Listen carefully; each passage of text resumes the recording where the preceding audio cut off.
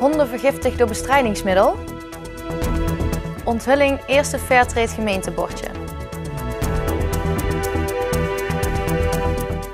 Het is vandaag 18 september en dit is het Pelemaasjournaal. In de wijken Brugske en Landweert zijn de afgelopen tijd tientallen honden ziek geworden. 2 hiervan zijn zelfs overleden. Chemische onkruidbestrijding door een hoveniersbedrijf zou de oorzaak zijn. Priscilla Koelewijn en Paul Trum zijn 2 hondenbezitters uit Venray met een getroffen dier. Allebei lopen ze dagelijks een rondje met hun hond door de wijk Brugske, over de rondweg. Niets bijzonders zou je zeggen, totdat de 2 hondenbezitters op een dag merkten dat hun hond erg ziek was geworden na een normale wandeling. 'S Middags wou hij al niet meer eten. 'S Avonds had hij diarree, 's middags ook al wat meer. De volgende dag werden wij wakker. Toen had hij op 8 tot 10 verschillende plekken overgegeven. Dus ja, ga je met spoed natuurlijk naar de dierenarts en die zei vergiftigingsverschijnselen. En ik loop bij mijn honden over straat. Op een gegeven moment een van mijn hondjes die begint te hinkelen. Heel vreemd te lopen. Die begint aan zijn poten te lekken.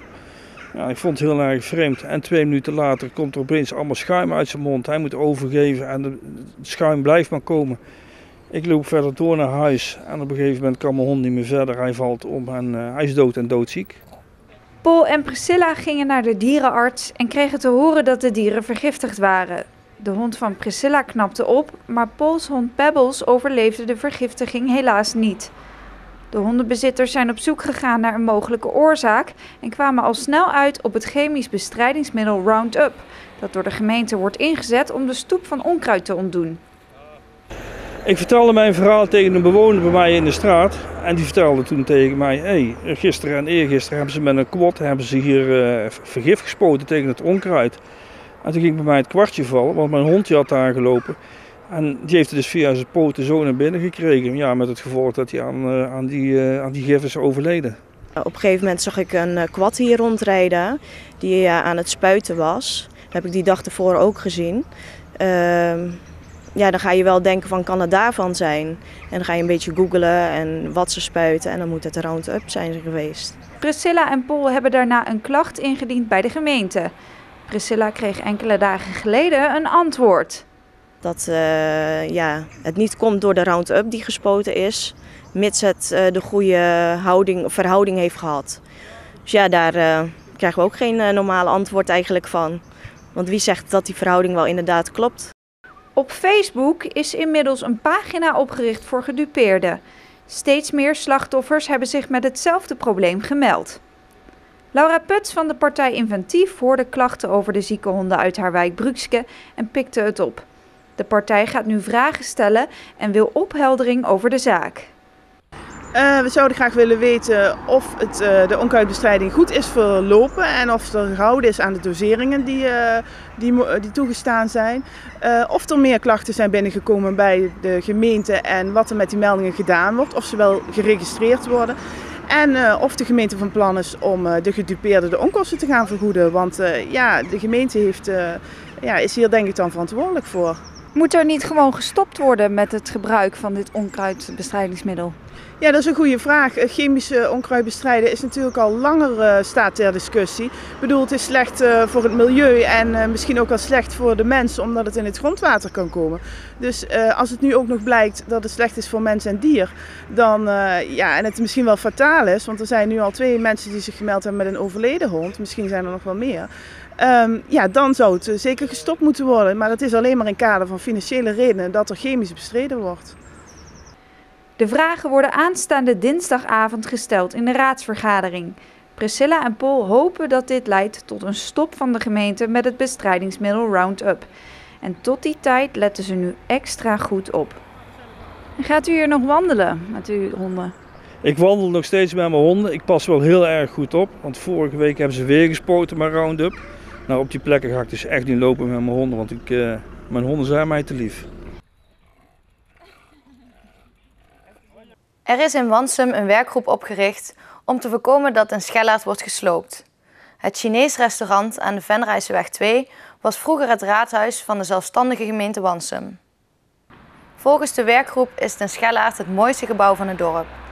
De sloop van het monumentale pand kwam in beeld nadat eerder dit jaar de plannen wijzigden van het projectbureau Ooije-Wansum. In eerste instantie moesten het tankstation en supermarkt C1000 wijken voor een ruimere doorstroming van de grote Molenbeek in de Maas. Die 2 gebouwen mogen nu blijven staan, maar daarvoor in de plaats staat Den Schellaert op de nominatie voor sloop. Venray is inmiddels 4 maanden al een Fairtrade gemeente. Om dat zichtbaar te maken komen op diverse plekken Fairtrade gemeentebordjes. Deze week werd het eerste bordje onthuld op de Beekweg, een van de invalswegen van Venray. Het is een manier om te laten zien dat de gemeente Fairtrade hoog in het vaandel heeft staan. Ja, dus het uitdragen van het feit dat de gemeente Venray Fairtrade gemeente is. Een hele groep vrijwilligers, en ik heb ze net ook al bedankt voor hun ambassadeurschap. Dat is eigenlijk wat ze doen.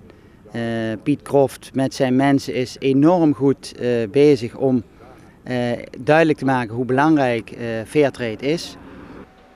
Op 10 mei dit jaar kreeg Venray na lange inspanning de titel Fairtrade gemeente. Maar dat betekent niet dat het werk van het Fairtrade-platform nu afgerond is. Nee, wij gaan rustig verder.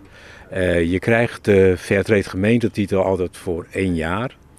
En dan moet je het volgend jaar weer wat extra's doen om hem te mogen houden. Maar wij houden hem al. We zijn al zover dat we hem kunnen houden. Op 10 mei hebben wij natuurlijk, zoals jullie weten, hebben wij dus die titel binnengehaald. En we zijn meteen weer doorgegaan met activiteiten. En daar doet Mariet bijvoorbeeld ook heel actief aan mee. Mariet van Horen is een van de vrijwilligers van het platform. Zij maakt nu zo'n 3 jaar deel uit van de organisatie. Nou, en ik ben zo blij met die stap die ik toen gezet heb. Ik voel me nuttig. Ik doe iets goeds voor de ginsten, die landen. En waarom niet? En ik heb gemerkt, ze zijn blij met mij. Dus dat doet me dan ook alweer goed. En naast dit bordje op de Beekweg wordt er ook een bord op de Leunseweg, de Langstraat en de Maasheeseweg geplaatst. Tot zover dit Pelemaasjournaal. Deze uitzending wordt herhaald tot en met vrijdag 6 uur 's avonds. Om 7 uur is er weer een nieuw journaal. Weer of geen weer, bij ons is het altijd vakantieweer. Aankomende nacht kan er een bui vallen. Morgen overdag is het droog en overwegend bewolkt. Tijdens zonnige perioden in de middag wordt het zo'n 25 graden. 'S Avonds is er kans op een regenbui. Hartelijk dank voor het kijken en tot het volgende Pelemaasjournaal.